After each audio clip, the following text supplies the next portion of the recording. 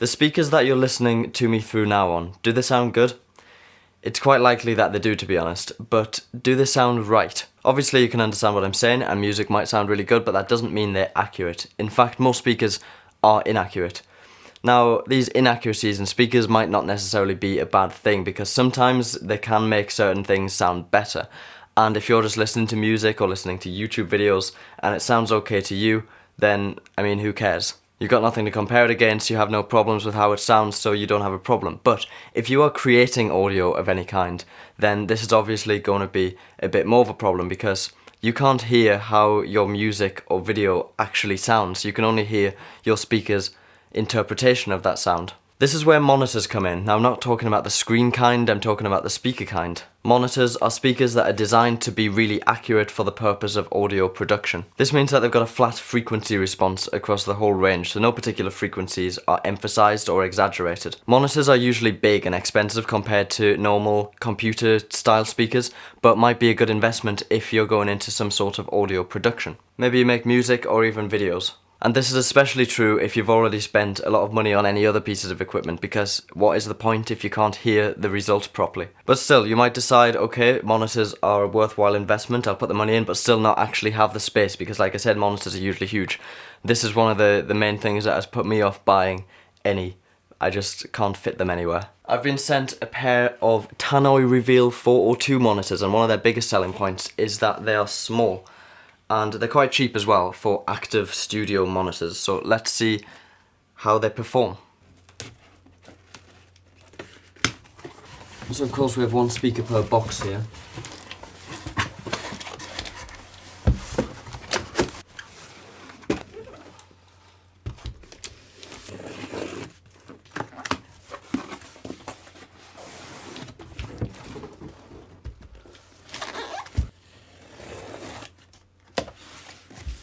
So the details advertised on the box are the 4-inch super efficient woofer, the 3/4 inch precision tweeter, 50-watt custom tuned biamp, and it also says big monitor sound, ultra compact design, easy setup option with aux link cable included, which is very nice. Expertly voiced for massive sweet spot.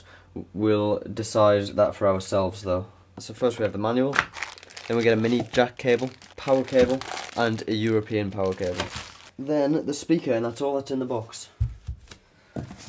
So it's a lot smaller once you take it out of the box. I imagine this one is identical. Manual, jack, power, European power, and then the speaker.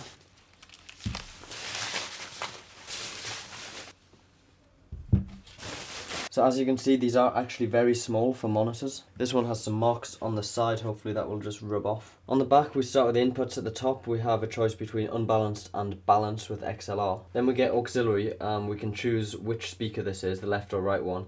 Then we get in and monitor link, so we can link these together. We get some very minimal EQ settings, including high boost and high cut. And then this rotary volume control, which moves in small steps. At the bottom we have the power input and a power switch. So you can either have a mono source with this speaker and plug it into either this input or this input, or if you have a stereo source like a laptop, you can plug it straight into this jack here and then use the monitor link to link it to the other one. And for that you use the included jack cable to go from monitor link to monitor link on the other speaker. So you can connect two of these together, you can't make some sort of chain of these. So setup is very easy. I'm going to go ahead and connect this to the output of my laptop. This simply needs to go to the in port, and then we connect monitor link to monitor link. And we set the speaker positions accordingly. Then of course we must plug each one in. Okay, opening and setting up the speakers could barely be easier. That is a very simple process. And of course they work very nicely. The advantage of having the volume control on the back go up in steps is that it means you can set both of them to exactly the same volume, which is obviously very important when you're doing it separately for each speaker. The instructions explain how you should position these to get the optimal listening experience, but they do claim that there is a very large sweet spot, so you don't need to worry too much about being able to position these in the exact locations, which is obviously another problem that you get with monitors and speakers of this kind.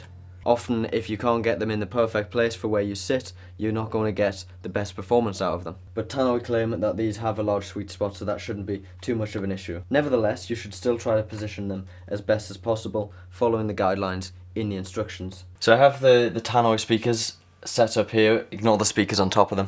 I've been using them for quite a few weeks now in 2 different environments, in my room in Cambridge and here. I realised that the environments are less than ideal. From a professional audio point of view, these are placed terribly. They should be higher so they're in line with my ears. They shouldn't be spaced like this. They should be more evenly distributed between my head, basically. But these are targeted at people more like me, people who are going to be using these in their bedrooms or in spaces that they use for other purposes as well, like their home office or whatever. And these environments are often going to be less than perfect. So I think this is sort of a fair test to do, to place them in this kind of bad way, because this is how most people will actually use them. Like I said, these are quite cheap for monitors. I mean, it's still quite a big investment, especially if currently you're just using cheap speakers. And they're quite small, so people are going to be shoving them into the small space that they've got, which is obviously not going to be perfect. So anyway, this is where I've got them. I'll start with the design, which I quite like. They have no front grille on them, so you can just... This is how they look all the time. There's nothing to cover the front. They've got this apparently poke-proof dome thing for the tweeter, which just makes you want to poke it, but I haven't. I've resisted. So I can't tell you if that actually works because I'm scared of breaking it. So I think the design is okay, but you can judge that for yourself. I'll not waste your time by telling you what I think about that. Let's move on to how they sound. So firstly, low end is obviously going to be a concern for many people because they're small and you don't get much bass out of things that are small.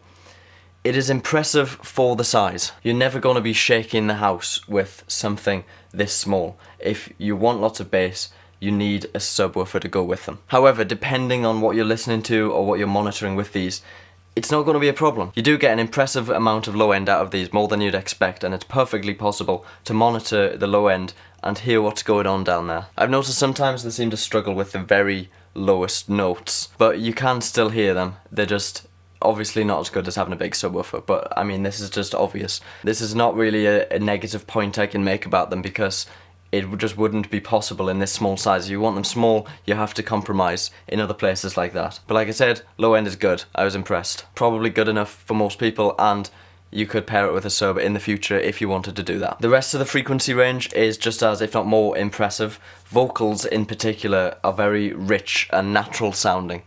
Compared to, so these are the Logitech Z4i speakers that I've been using for like 6 years now. It's strange to listen to different speakers because it naturally sounds wrong to me because I'm used to what these sound like. But with vocals especially, you can hear that they just sound much more natural through the Tannoy reveals. And you listen to stuff on these for a while and go back to other speakers, and I've compared them to some of the speakers around the house that I've got. And in terms of how accurate things sound, these ones always win. As for the connections and controls on the back, like you saw earlier, it's great that you can plug a mini jack into one of them, then link them together, because that makes it really easy to connect to a laptop or an iPhone or basically anything. Perfect if you don't have a professional audio interface, because if you're just starting to invest in more professional things like this, you're probably not going to have an interface that has 2 XLR outputs. So these solve the problem. You don't need to buy any extra equipment, you need these, nothing else. What comes in the box is enough to plug them in, connect to a laptop and go. It's kind of annoying that you have to set the volume independently on each speaker. I suppose sometimes that could be useful, but most of the time you want them to be the same. It can be tricky to achieve that. Obviously you could just turn them up to max and then they would be the same, but you probably don't want them that loud. Speaking of volume, they do go very loud. They have a hard limiter in them, so if you go too loud it just cuts out. I wouldn't probably recommend pushing them to that limit much because I imagine they would break. I haven't tested them for a long period of time to see if they would break. I don't really want to break them, but speakers do break if you keep them too loud for too long, I've learned from experience. But for a home/office/small studio environment, these are louder than you'll ever need, really. And they could probably also be loud enough for like a small party as well if you needed to use these for that purpose. But again, just don't push them too far. You'll notice every review of these mentions the wide sweet spot. Now the sweet spot is the perfect listening position, which is usually just like directly in between the 2 speakers. And Tannoy advertise this wide sweet spot, and it makes all of these reviews sound almost fake. They're just sort of really emphasizing the features that they advertise on the website, but it turns out it's true. They do have a wide sweet spot. It's quite good. Tannoy are Wright, which makes this great if you're working with someone else or you just don't want to sit in one specific place to hear accurate audio. You can move around, you can have multiple people, everyone hears the same thing. So if you want something that's better than computer speakers but you're not ready to invest thousands of pounds in professional monitors, then these are perfect. Obviously you spend more money, you get better speakers. But for entry-level monitors that are really small and can sort of fit into your existing workflow, you don't need any extra equipment, these are really good and I would recommend them. As always, if you're willing to spend more, then do so, because you get what you pay for. But if you do spend your money on these, then I don't think you would be disappointed. The Tannoy Reveal 402 Studio monitors.